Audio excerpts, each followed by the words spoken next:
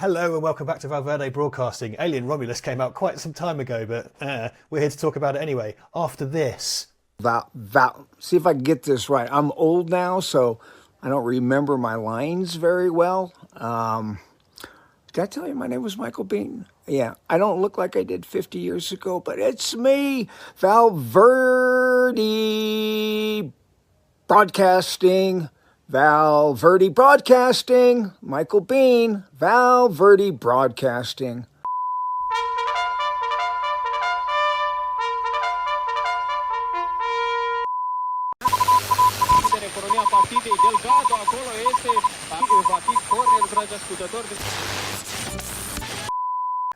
Right. Duncan. Alien Romulus by Fede Alvarez, which has come and gone in the kino. It has, yeah. Soon to be on Disney Plus, I should imagine. Oh, is it? Well, probably, given how these things go. Oh, no, of course, because it's all Fox. A couple of months, I guess, yeah.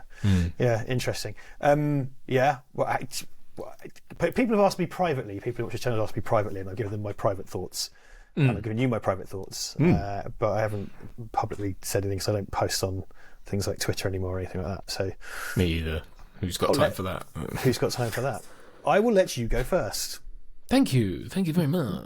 Well, Alien Romulus, I actually took, so we with the best of intentions, I think we had planned to watch this and review it the week it came out, and I managed to grab an afternoon off my business and dadding and auditioning and all the shit that we do. Sorry, I said that in the first however many seconds. It was probably demonetized.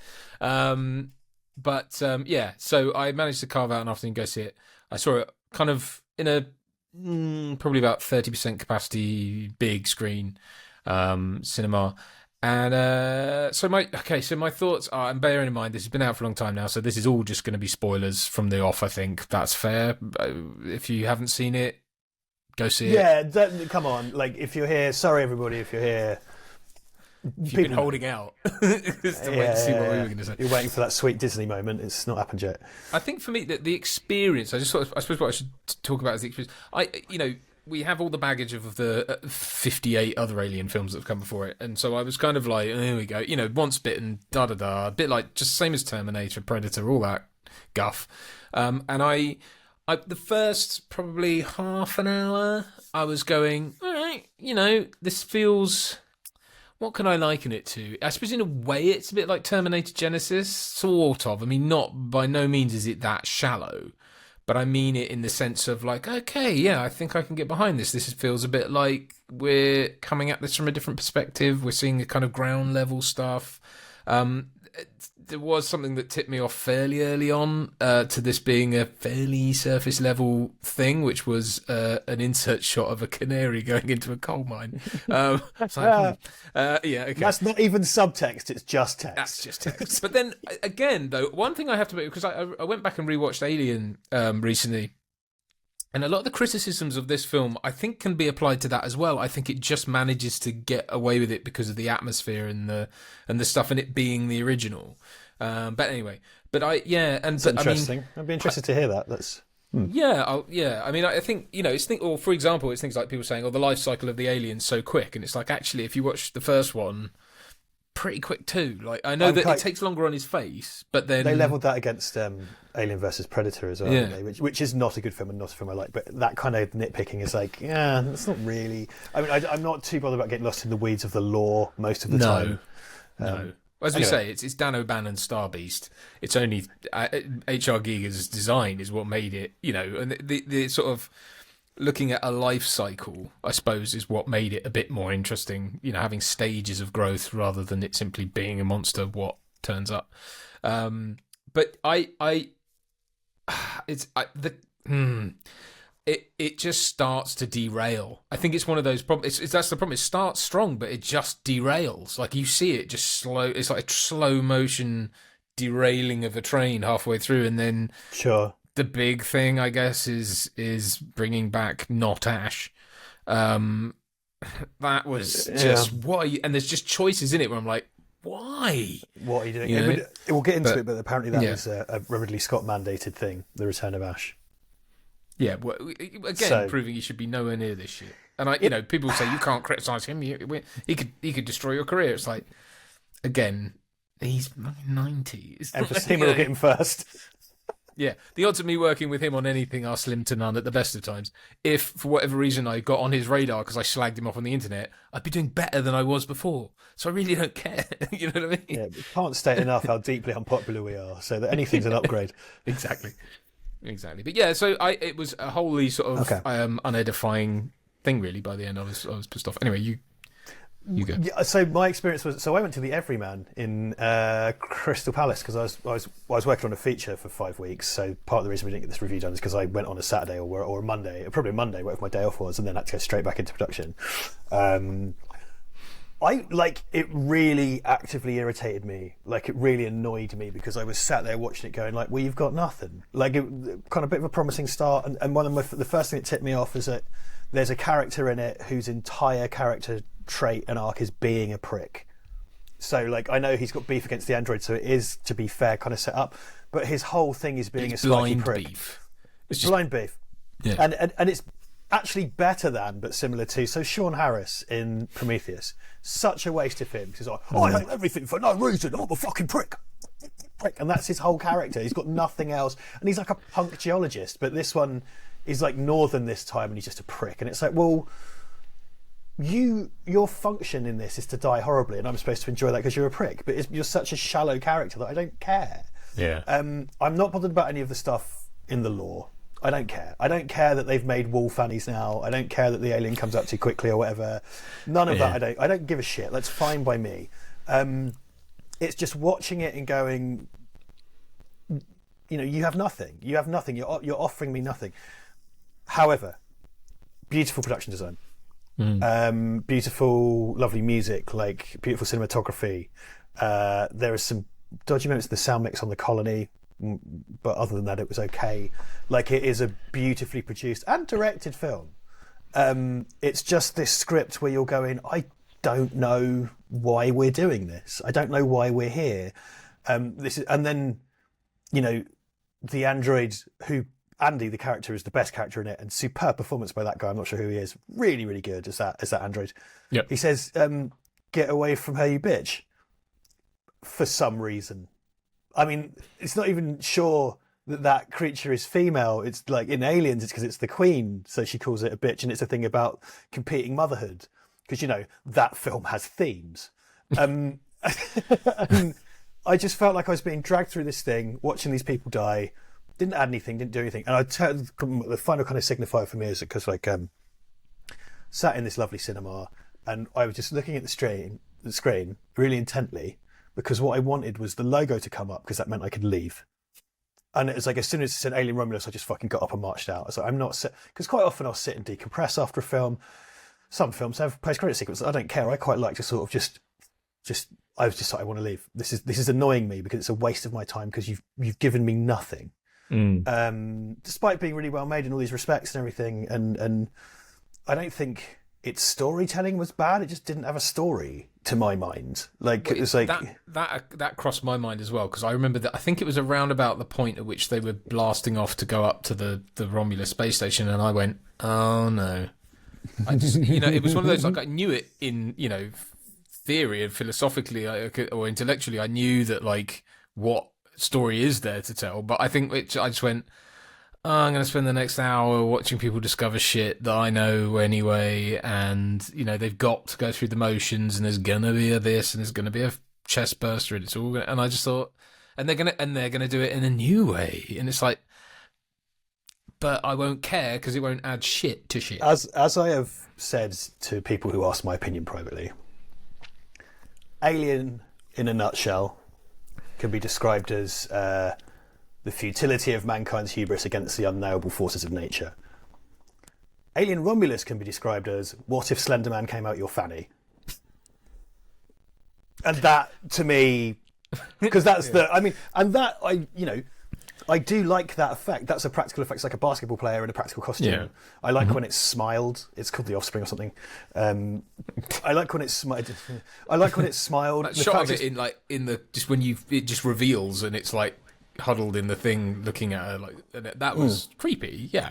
It's fucking creepy. Yeah, but again, kind of in service of what? And this is the end of Alien Resurrection smashed against Prometheus, and you have to have the Prometheus goo and the Wayland stuff because Ridley Scott's producing it, so he's not going to let that fucking die. Because I'd hoped this would be a separate thing entirely. Let's talk about the Jerry Anderson in the room. Why did Ian Holm look like Captain Scarlet? like his big, jugged, spitting image puppet with the face, and also, it's cool to see that character back, but why? Like what? So there's half an android on the floor face down, and I kind of was like, this is going to be Ian Holm, isn't it? Not that makes sense for story reasons because he was a spy, but anyway, I was like, this is going to be Ian Holm. What I would have liked is when they flipped him over, it's a misdirect and it's Paddy Considine or Stephen Graham or like a cool character actor that you can imagine being in an Alien film from 30 years ago. Then you get a great new android performance, another great new android performance from someone cool. That's the reveal.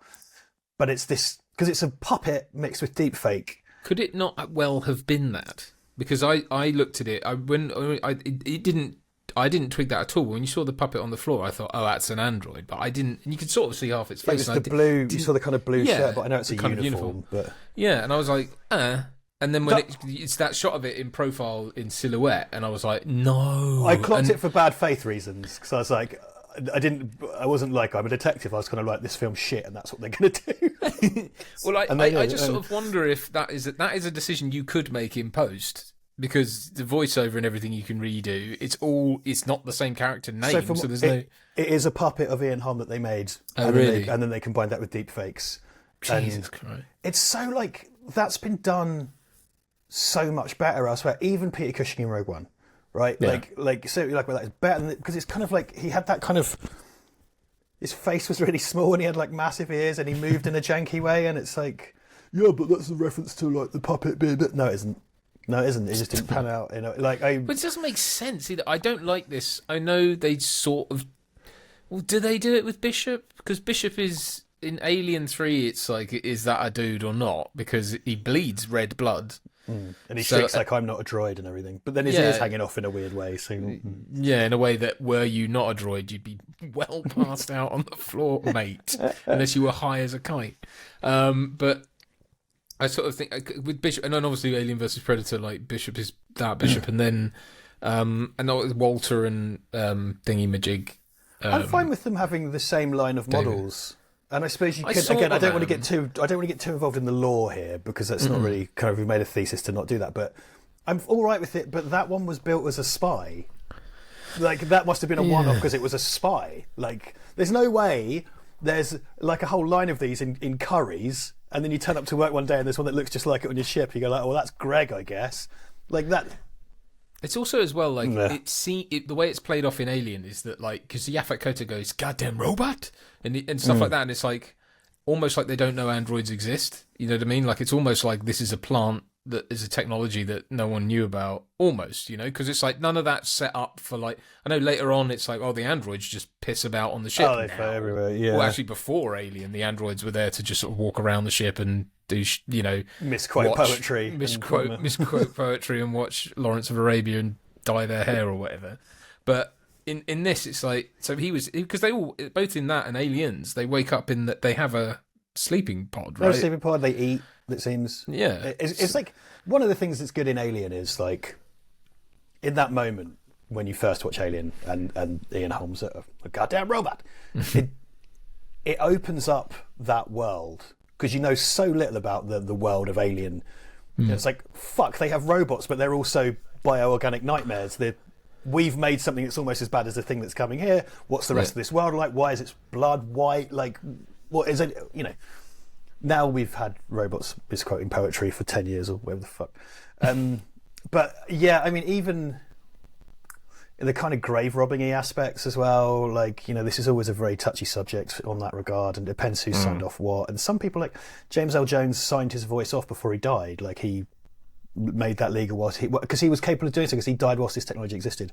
Someone like Peter Cushing had no idea this was going to happen, and he's dead. Like Ian Holm, not that long ago, he passed away, relatively speaking. So I don't want to get to the morality of it. I get into how it looked shit. and it was kind of unnecessary, and Well, you could have like put a you great said- character actor in there. And Exactly. That's my whole thing. And of course, as an actor, I would say this, but fucking cast someone. Like, the fact that we're grave digging, it, rather than look for new talent, drives me up the wall. That it adds nothing. It detracts everything.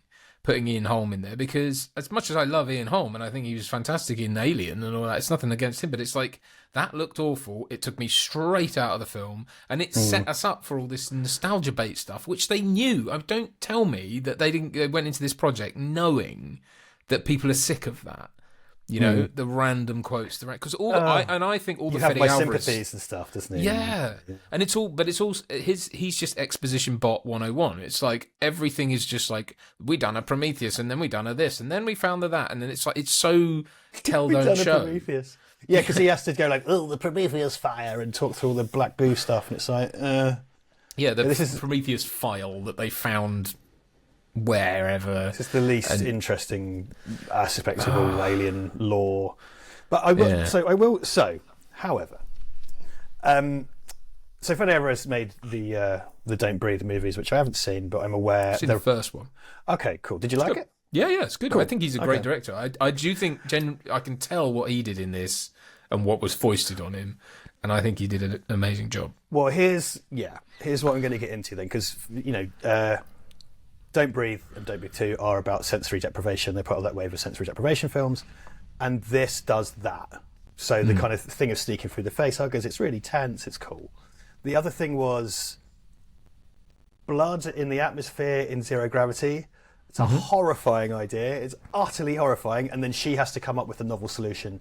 And alien protagonists having novel solutions to things is part of the alien fun. So like that sequence kind of like, and the consequences of that are like, you get a tiny little drop of that anywhere on your body and it will go through like a slow hot bullet, but you're probably going to get shredded by this wall of acid, and it's like, wow, yeah, okay, I'm here for it. And really inventive kind of horror stuff. The rest It's of making the familiar unfamiliar, which is what you should do in any kind of sequel. Yeah, there you go. The rest of it, and I don't lay at his feet at all. Like, I think it's really well made, but like, it's just, they're going to find some facehuggers. There's going to be an alien or aliens. Someone's chest, face, or bum will explode. An alien will bite someone's face, and then someone will self-destruct or nearly self-destruct or crash into something, but you'll get away and record a vlog. And do you know what annoyed me? Was sat there half an hour in going like, right, well, I know what's going to happen now. Like, I didn't expect fucking Alien Resurrection Slenderman to happen, but that's not really enough to pull me back in and justify the runtime. So I was just sat there going like, you've got nothing, you're giving me nothing new, and it really irritates me to the tune of 12 quid or whatever. Alien Slenderman, Fanny Man, whatever, is just a stand-in for the Alien Queen, because all right, it's a different design, but it functionally does the same thing. It's like the big For a boss spaceship. at the end. They think they're safe, they're not. It's the same thing happened in the first one. The alien, they thought she'd blown up the alien, actually was in the thing with her. Well, same thing. Something in terms of like not good storytelling, I thought, was... So the idea is the xenomorph that got blasted out of the Nostromo survived in space and got picked up, and then they were able to reverse engineer facehuggers out of it. Itself a cocoon or something in the Well, here's the thing, right? So when I was watching it, because A, it was so fucking dark, but B, I thought it was like encased in a rock. Yeah. I couldn't quite figure out what it was doing, because it's, if like this is the rock and that's the alien, it was just like that, and they're sort of like they take a bunch of spanners to it. I don't know, but it's like, is it in rock? Is it fossilized? And I had to look up afterwards what had happened. It's like, oh, it's a cocoon. And I was just like, am I dumb? I'm quite dumb. Like, did I? No, you're not. Did I? What? Why? Why does this make sense to me? Because I don't get it. Like, and again, I don't want to get to alien lore and stuff, but it's a point of storytelling. It's like, oh, it's the original alien. It's in a rock. Why is it in a rock? There's a lot of later on. One does it like it's shown that the chest burster makes a fanny cocoon, and that's how it grows somewhere. And I guess that's the thing it can do. It's a bit like, I suppose it makes a hive, doesn't it, with sort of secreted resin or something. So I guess it could do that. I mean, if it could survive long enough to shit itself a cocoon, what would it need? Why did it need it? It's like, so that just a point of storytelling. I was kind of, I don't understand this. There are things such as like, so it's cool to see the colony, and it's kind of a bit of expansion on what has been hinted at as being quite a grim rough way of life. Like the spacefaring way of life generally in alien films is not a good one. Like in Aliens, it's on a military maneuver, so you kind of go, well, it's a bit different. But then you get an insight into Ripley's life as basically a forklift operator, and she's on some shit grey kind of base. And sunless. Sunless thing. Yeah. And, there's a kind of passive thing in alien films quite often about like working class struggle that goes back, like the Parker and Brett talking about their pay and everything and class and stuff.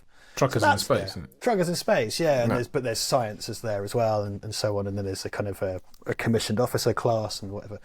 And this had that to begin with, and then it didn't for an hour and a half. Well, yeah. I mean, it's that's just like, oh, you're God. right. I mean, but again, it's like because it just seems like mandates started happening at that point. It was kind of like do what you want with them, but once the alien comes, then we get to do what we want. I agree. I think there was a lot about corporate servitude and modern slavery and that kind of thing woven in there, perfectly in keeping with a lot of Alien. And done well, like you say, like sort of giving you that sense of just like horrible, and they're all really young as well because their parents keep dying off because they're going down whatever types of mines it is. I don't know, but it's what was I going to say? There was something I wanted to say. You mentioned my brain. It'll come back, but yeah, so things like the whole going back to the cocoon float, because it opens on the debris field of the Nostromo, and the ship just goes wink and takes away the alien, right, of the rock with the alien in it, and it's like that thing was fucking vaporized. Don't tell me that the bit with Nostromo written on it was just floating around. It's like that thing was vaporized, and also like. It was in the escape ship with Ripley, not in the Nostromo, so it got safely far enough away that like it could avoid 3 nuclear explosions or whatever that was, and then it's just like, but what, it swam back to where the Banana Man, Banana Man. Yeah. What, and then it just sat amongst because it felt warmer or something. It reminds me of how like the Rise of Skywalker.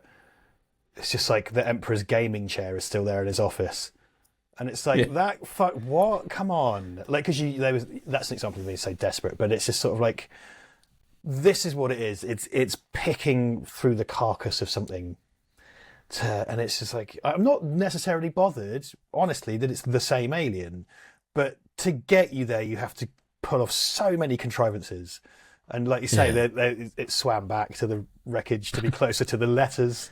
I get it. It's visual shorthand, right? We need to know what that is without them having to explain it. I understand, but it's like because at one point there was this sort of thing floating around that it was going to be the original alien that gets aboard and then does all this stuff, and it's kind of like I thought, that's what we're doing, right? Is that they're going to break it out of this rock and then it's going to wake up and kill everyone, and that would have been a much simpler thing to do. It's the thing, isn't it? The Romulus is the Norwegian base and. Yeah. The original aliens killed them, and then it's suspended in the kind of ceiling, so they got it somehow. Because I don't know how that. I don't know why is it in the ceiling as well. Why is it? Well, just keep it up there because that's on display. It's very disappointing in the wake of Prey. Yeah, because Prey is something that I don't know. It's unfair to assume it's going to do the same thing, but Prey, like the Dan Trachtenberg magazine. We both thought it was a very interesting way to retell the same story. Yeah. And it was in real danger because it's a person being hunted by a predator. We've seen that, but it had so much more to say and do. Mm-hmm. And this didn't. And it's like, and I'm not saying I could do it because I could never have cooked up a good Predator story in a million years or a Terminator one. I don't have that in me, I don't think.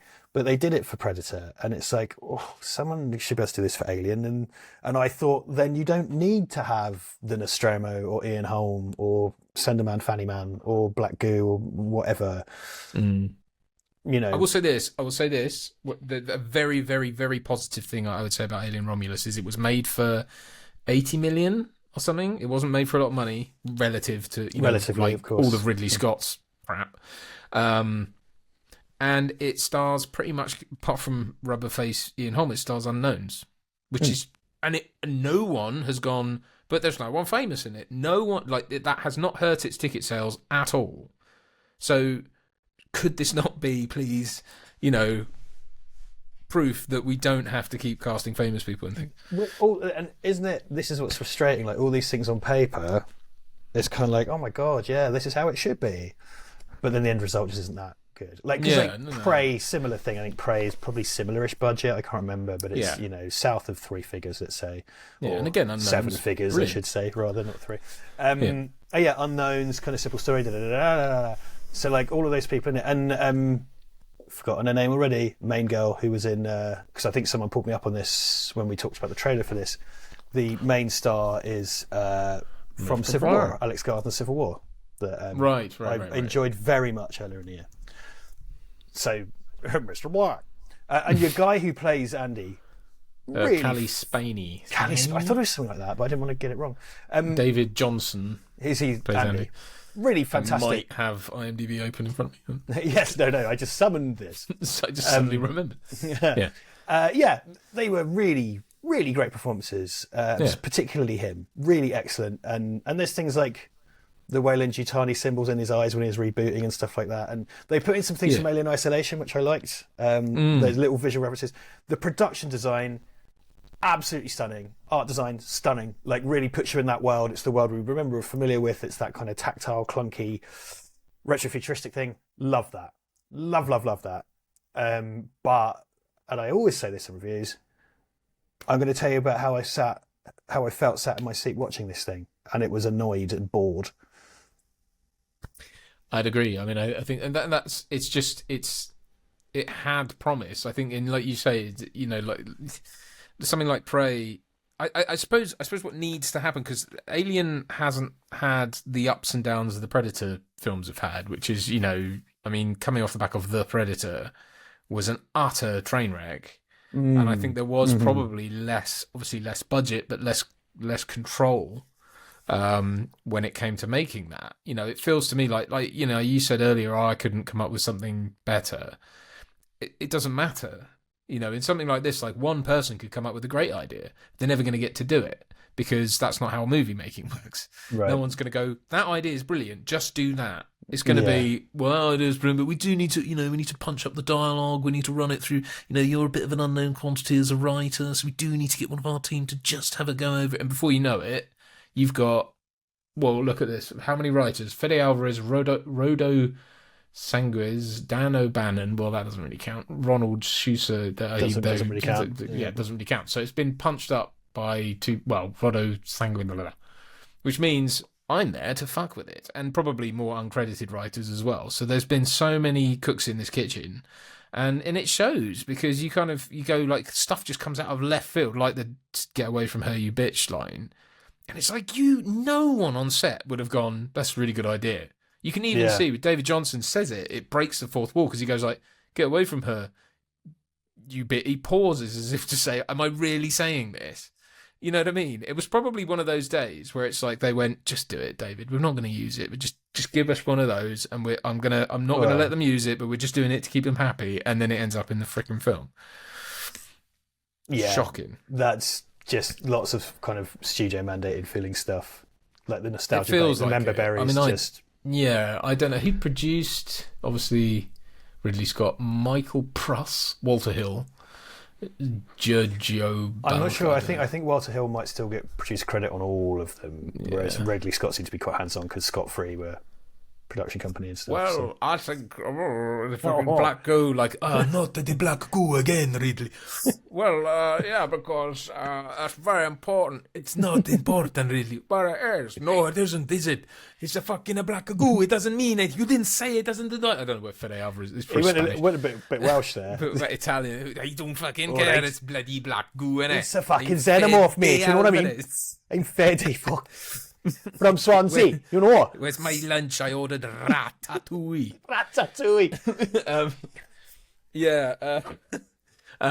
It's that kind of, it's just like, but you think, like, who had those conversations on set? No one who uses the internet would make those decisions, because full well, like, people, that's exactly what people complain about in films like this, is what does them in.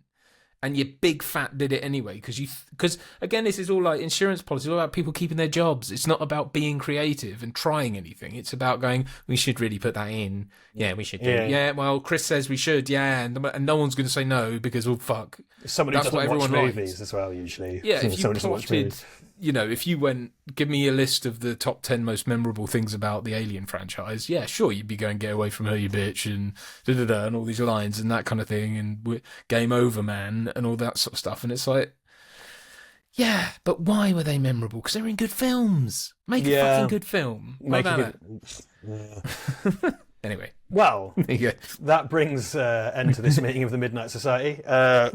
Just about a minute left to go. Also, Evil Dead Remake, which I reviewed many years ago, totally perfunctory, like nothing on Fede Alvarez, looked great, sounded great, like great performances, but what did it add? I thought the scariest part in that was when a man fell over and hit his back on a toilet, because it made me think of kind of lasting lumbar support issues. Someone getting their face peeled off, didn't care. So... it's been out for a while. You've probably already seen it. We didn't like it. If it makes you mad, comment because we get engagement. If it makes you happy, comment because we get engagement. If you think I'm ugly, comment. We get engagement. I mean, you really can't win. Thanks for tuning in, and we will see you next time. Like, comment, subscribe. Bye.